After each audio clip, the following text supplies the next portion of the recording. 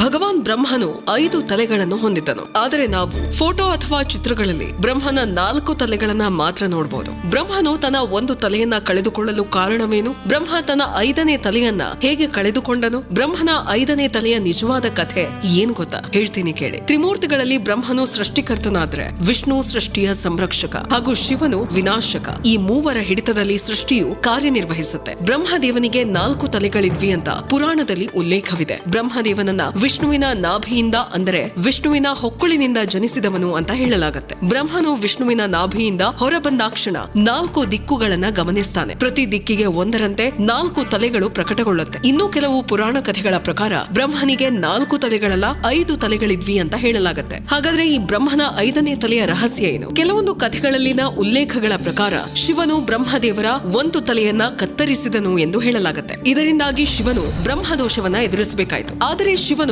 ಬ್ರಹ್ಮನ ತಲೆಯನ್ನ ಕತ್ತರಿಸಲು ಕಾರಣವೇನು? ವಾಸ್ತವವಾಗಿ ಬ್ರಹ್ಮದೇವನ 5ನೇ ತಲೆಯು ಅಹಂಕಾರ ಮತ್ತು ಕೋಪದ ಪ್ರತಿರೂಪವಾಗಿತ್ತು. ಈ ತಲೆಯಿಂದಾಗಿ ಬ್ರಹ್ಮದೇವರು ಅಪಾರ ಅಹಂಕಾರವನ್ನು ಹೊಂದಿದ್ದು ತನಗಿಂತ ಶ್ರೇಷ್ಠರು ಯಾರೂ ಇಲ್ಲ ಎಂಬುದನ್ನ ತಲೆಯಲ್ಲಿಟ್ಟುಕೊಂಡಿದ್ದನು. ಸ್ವತಃ ತನ್ನನ್ನ ತಾನು ಶ್ರೇಷ್ಠನೆಂದು ಬ್ರಹ್ಮದೇವನು ತಿಳಿದುಕೊಂಡಿದ್ದನು. ಬ್ರಹ್ಮದೇವನಲ್ಲಿದ್ದ ಅಹಂಕಾರದಿಂದಲೇ ಅವರು ವಿಷ್ಣುದೇವನನ್ನು ಯಾವಾಗಲೂ ಅವಮಾನಿಸುತ್ತಿದ್ದರು ಹಾಗೂ ಕೀಳಾಗಿ ನೋಡುತ್ತಿದ್ದರು. ಇದನ್ನು ಗಮನಿಸಿದ ಶಿವನು ಬ್ರಹ್ಮದೇವನ ತಲೆಯನ್ನ ಕತ್ತರಿಸುತ್ತಾನೆ. ಇದರಿಂದ ಶಿವನು ಬ್ರಹ್ಮ ಹತ್ಯೆ ದೋಷದಂತಹ ಘೋರ ದೋಷಕ್ಕೆ ಒಳಗಾಗುತ್ತಾನೆ ಎಂದು ಕಥೆಗಳಲ್ಲಿ ಹೇಳಲಾಗಿದೆ. ಶಿವನು ಬ್ರಹ್ಮದೇವನ 5ನೇ ತಲೆಯನ್ನು ಕತ್ತರಿಸುವುದರ ಹಿಂದಿನ ಅರ್ಥವೇನು ಗೊತ್ತಾ? ಒಬ್ಬ ವ್ಯಕ್ತಿ ಯಾವತ್ತಿಗೂ ಇತರರನ್ನು ತನಗಿಂತ ಶ್ರೇಷ್ಠವಲ್ಲ ಅಂತ ಭಾವಿಸಬಾರದು ಹಾಗೂ ಇತರರ ದೌರ್ಬಲ್ಯವನ್ನು ಕಂಡು ಅವಮಾನಿಸಬಾರದು. ನಾವು ಕೋಪ ಮತ್ತು ಅಹಂಕಾರವನ್ನ ತ್ಯಜಿಸಬೇಕೆಂಬುದು ಇದರ ಅರ್ಥ. ಶಿವನು ಬ್ರಹ್ಮದೇವನ ತಲೆಯನ್ನ ಕತ್ತರಿಸಿದಾಗ ಆ ತಲೆ ನೆಲಕ್ಕೆ ಬೀಳುತ್ತದೆ. ಅದರಂತೆ ಓರ್ವ ಮನುಷ್ಯನು ನೆಲಕ್ಕುರುಳುತ್ತಾನೆ. ಶಿವನು ಕತ್ತರಿಸಿರುವುದು ಕೇವಲ ಬ್ರಹ್ಮದೇವನ 1 ತಲೆಯಲ್ಲ, ಬದಲಾಗಿ ಬ್ರಹ್ಮನ ತಲೆಗೆ ಹೊಂದಿಕೊಂಡಿರುವಂತಹ ದೇಹ ಎಂಬುದಾಗಿದೆ.